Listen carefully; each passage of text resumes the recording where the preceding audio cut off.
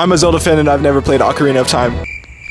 Please don't hurt me. Well, to the 3 of you who have no idea what I'm talking about, I guess I'll catch you up to speed. Ocarina of Time is considered by Metacritic, IMDb, IGN, and literally AI itself to be the best game ever made. But not only is it defined as the best game ever made, but also the most influential game, being the inventor of Z-targeting, the definer of 3D open worlds, and literally factually inspiration for decades of video games to come. But not only is it influential outside of the Zelda sphere, but also the most influential in the world itself, being the 3D Zelda that defined what it is to be the best action puzzle franchise in history. But not only that, it defined characters and concepts such as Link, Zelda, Ganon, Impa, Sheik, companions, the Master Sword, items, dungeons, rewards, wallets, and I can go on and on. But it's also the Zelda game that introduced the infamous timeline split, which is why Zelda lore is so confusing. And this is why I low-key have to play it. I hope that explained a little bit, but on top of all of this, they're entirely remaking the game. And it's coming out this year. So I have a bit of a time crunch to get me to actually complete the game in time. I did it all on stream. No. Oh, what the hell? He's gonna die. Spoilers. And loving life again. Wow, this looks like not so fast, bud. This is what I thought. So OOT, or in other words, Ocarina of Time, I'll be referring to it as OOT to save time, truly. It all starts out with a dream, right? And in this dream, we're introduced to the big bad, the princess, her guard, and 2 sick horses, along with our main boy, Link. There was a boy without a fairy. And don't worry, I'm not gonna go through the entire story, but the start's kind of dense, so just sit tight for a few seconds. Anyway, Zelda and Impa, her guard, are riding off, and then Ganon's chasing, and you get hit with the palm of death. Regardless, that's the first cutscene. Wasn't bad for a game made in 1998. Then we get some text or whatever, and then we're introduced to the great Deku Tree, who sends off this little fairy named Navi, which stands for Navigator, who is our guide and companion, and boom, next cutscene. And right out the gate, we're told like 3 things about this game. Number 1, this is the second cutscene in 3 minutes in the game that was made before USB flash drives. We're already 3 minutes in. Oh. Before USB flash drives were invented. Regardless, this just tells us that it's a story-driven game. Number 2, this cutscene is low-key impressive for the time. Like rendering all this in and like giving all the low-key impressive. It just demonstrates the technical marvel that was this game at the time. Number 3, this low-key shows, like this cutscene right here shows that this game is going to be like expansive and open. Like it starts with a tunnel and then boom, like they're just kind of saying this game's kind of open, like a bustling town that's kind of cool. That's what this is saying. So it was cool for the time. Then Navi comes and like wakes us up, and we are introduced to this girl who I bet won't be important later. Probably won't be important later. And then we're hit with this banger. Oh, and first gameplay. It's not like bad or anything. I mean, it takes some getting used to and stuff. It's kind of clunky, but like you can move around and it feels relatively natural. Then we're tasked with getting a sword and a shield, and then boom, first dungeon where we have to go inside the mouth of what is effectively our adopted father.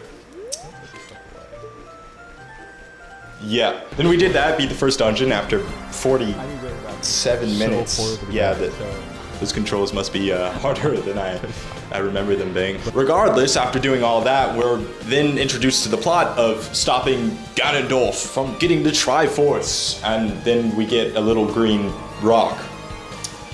Anyway, we're out on our quest, our venture to save the world. So now getting a ticket for how fast I'm about to speed through this, we rush off to the castle to go meet Zelda, and she's like, yo, there's this bad guy through this window here, and my father low-key doesn't believe me, so let's take it into our own hands at the ripe age of 10.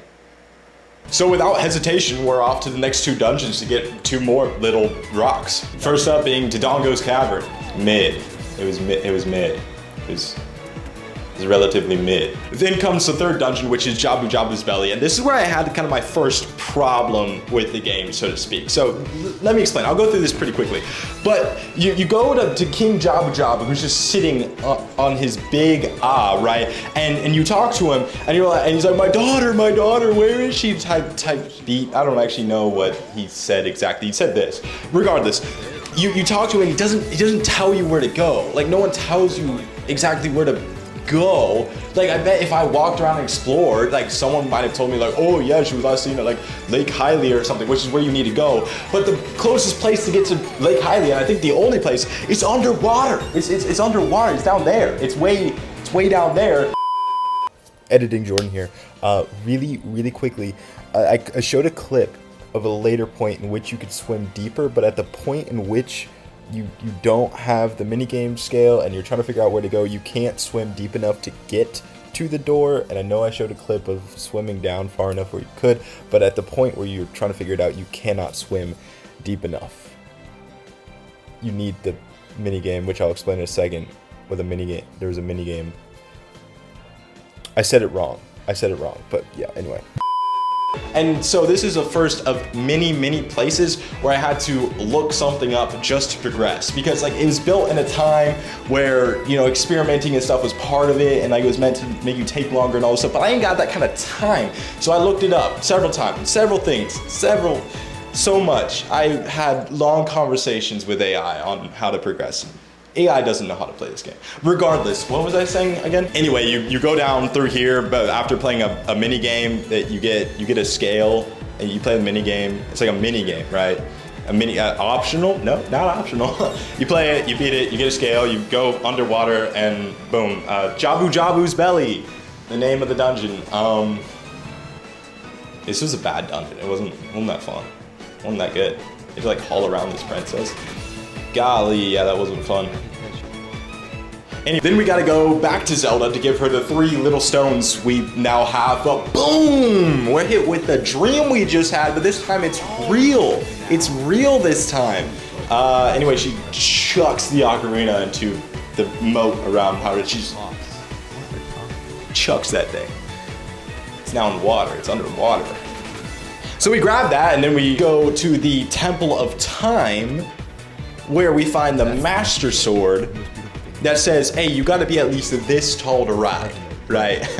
So it traps our soul in the spirit realm and lets our body age for 7 years. Then we gotta free the 5 sages, but right before we leave the temple, we're told 2 things. Number 1, there's this guy named Sheik, who is probably not important. And number 2, the second we open the sacred realm with the 2 keys needed, which are in fact the ocarina and the sword itself, Ganon took that opportunity and slipped right into the sacred realm, which is where the Triforce is, and that bad boy split into 3 pieces the second he touched it because his heart wasn't pure. But since he embodied the piece of power, he kept the piece of power of the Triforce as 3 pieces, and he kept the piece of power, but the rest of it split, and with the piece of power, he was able to take over the world in the last 7 years that our body has been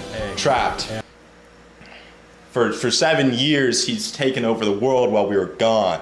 That's what happened. So you exit the Temple of Time, and it's an apocalypse. Everyone's gone, most people are dead, and the Hyrule Castle used to look like this, and now it's rocking this new style, so.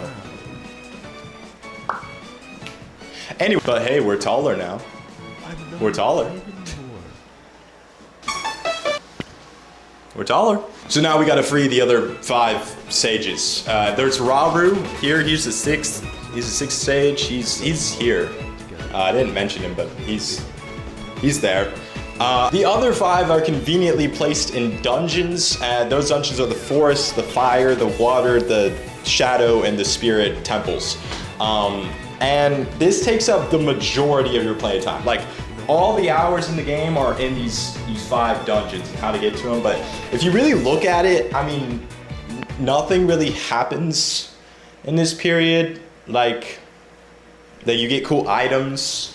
You free the sages, and I mean, really it's about the friends we made along the way. Because of you, I can awaken.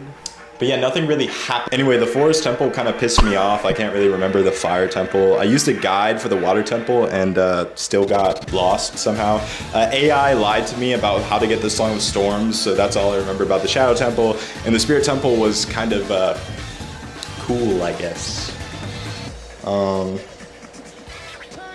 And now we're back. All 6 sages, all 6 medallions, and I got Epona too, because she's low-key my goat, and this didn't deserve her, so I did that. That was cool. But boom, now this Sheik guy who kind of shows up at the end of every dungeon reveals herself to be Zelda.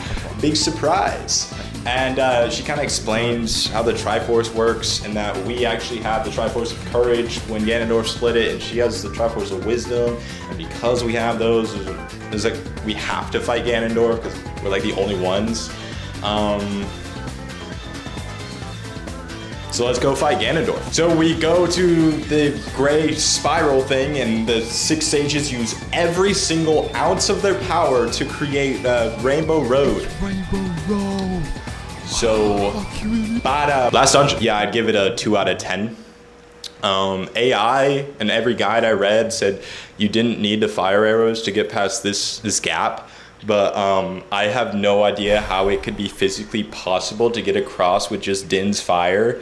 I tried everything, but I ended up having to go get the fire arrows anyway, and then it was just super easy. But everything lied to me, and so I hate this castle, this dungeon forever. It was bad for that one reason. Everything else may have been great. Don't care, don't remember.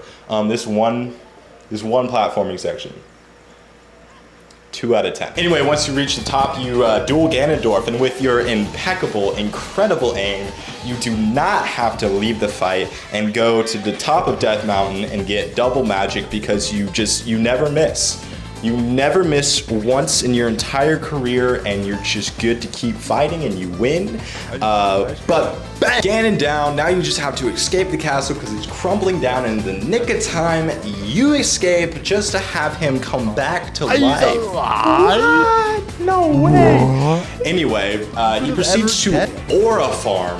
Is Ganon a Sith? Yeah. Aura Farm on you, and this requires you to have to roll under him. You roll under him. You just, and then you hit him from behind. So good boss fight, guys. And bada bang, bada boom, you're done. That's OOT. Ladies and gentlemen, you're sent back in time to where nobody knows what you did for them. Not a soul on the planet knows what you did. Everyone doesn't know because you're sent back in time before it happened. And you like warn Zelda about it, and then like the king trusts the 2 of you. He wouldn't trust his daughter, but he trusts the 2 of you. But yet nobody knows what you did, which leads into the depression that is Majora's Mask. Good job, Zelda. What was I gonna say? Now, I'm not gonna rate the game out of like 1 to 10 because that'll probably hurt someone's feelings. But what I will say is 6 out of 10. Dang it.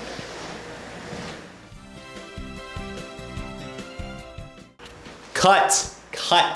Hey, this shouldn't be in the video. Cut.